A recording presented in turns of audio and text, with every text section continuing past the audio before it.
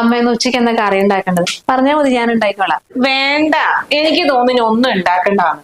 ഇന്നലത്തെ സാമ്പാറും അവിയലും ഒക്കെ ബാക്കിയുണ്ട്, അതൊക്കെ ഞാൻ ചൂടാക്കി വെച്ചിട്ടുണ്ട്. ഇന്നിപ്പോ അത് കൂട്ടി കഴിച്ചാ പോരെ? പഴയ അത് മതി. പിന്നെ മോളെ, കുറച്ച് സാമ്പാർ അവിയലും ആ രമണിക്കും സൈസയ്ക്കും വേണ്ടി മാറ്റി വെക്കും. ഇന്നലെ പെണ്ണുങ്ങളൊക്കെ നിങ്ങളുടെ പാർട്ടി കഴിഞ്ഞില്ല, അപ്പൊ തന്നെ കറികളൊക്കെ കൊണ്ടുപോയിട്ടുണ്ട്. പായസം പിന്നെ അപ്പൊ തന്നെ തീർന്നു കേട്ടോ. മോക്ക് ബോറടിക്കുന്നുണ്ടെങ്കിൽ അതൊക്കെ ഒന്ന് എടുത്തു വെച്ചാൽ പിന്നെ അമ്മയ്ക്ക് അവര് വരുമ്പോ എടുത്ത് കൊടുക്കാലോ. ഞാൻ ചെയ്യമ്മേ. ഇന്ന് വൈകുന്നേരം എന്റെ കുറച്ച് കൂട്ടുകാരികൾ വരും മോളെ കാണാൻ വേണ്ടിയിട്ട്.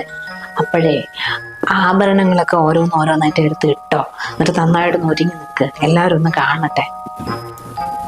അതെന്തിനാ അമ്മ ഇനി ആഭരണങ്ങളൊക്കെ ഇടുന്നേ? എല്ലാരും കല്യാണത്തിന് കണ്ടതല്ലേ?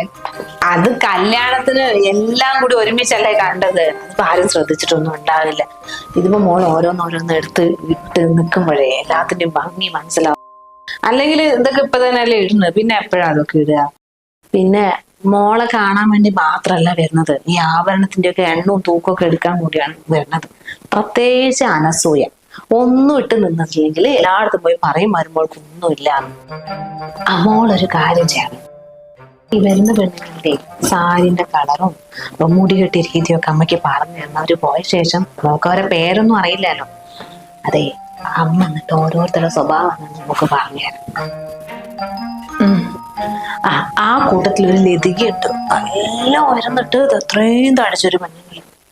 അവള് വന്നിട്ട് എന്തെങ്കിലും ചോദിച്ചിട്ടുണ്ടെങ്കിലേ മോള് കമാന്നൊരു അക്ഷരം ഉണ്ടാകാൻ നിൽക്കണ്ട. എന്തു ചോദിച്ചാല് ഇങ്ങനെ അങ്ങോട്ട് നിന്നാ മതി.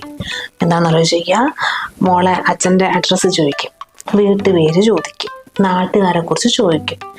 ബാക്കി എല്ലാ വിവരങ്ങളും അറിഞ്ഞു വെച്ചിട്ട് ഇവിടുന്ന് അവളെ കുറച്ച് വീട്ടുകാരെയോ ബന്ധുക്കളെയോ അങ്ങോട്ട് പറഞ്ഞു വിടും. എന്നിട്ട് നമ്മളെ കുറിച്ചില്ലാത്ത കുറ്റങ്ങൾ മുഴുവൻ പറഞ്ഞു. ഇതാണ് അവളെ പരിപാടി. അതുകൊണ്ട് അവളെ മോളൊന്ന് സൂക്ഷിക്കണേ. അമ്മ ആയിക്കോട്ടെ.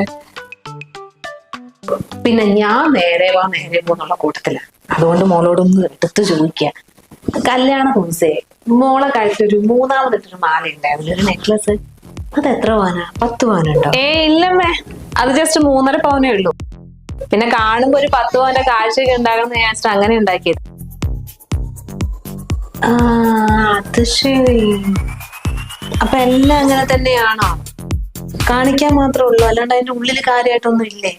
അത് അങ്ങനെയല്ലമ്മേ, കല്യാണം ആകുമ്പോ കുറച്ച് കാശുള്ള ആഭരണങ്ങളാകുമ്പോ നന്നാവുമല്ലോ, അങ്ങനെ എടുത്തതാ. ഇതിപ്പോ ഇന്നലെ രാത്രി മുതൽ ഇന്ന് രാവിലെ ഒരു 40,000 കടന്നുകൊണ്ടിരിക്കുകയായിട്ട്. ഞാൻ അങ്ങനെയുള്ള വീട്ടിലേക്കല്ലേ വരുന്നത്, അല്ലാണ്ട് 10 പവന്റെ 20 പവന്റെ ഒക്കെ ഓരോ നെക്ലസ് ഇട്ട് വരാൻ അമ്പാന്റെ വീട്ടിലേക്കൊന്നും അല്ലല്ലോ എന്നെ കെട്ടിച്ചയച്ചു.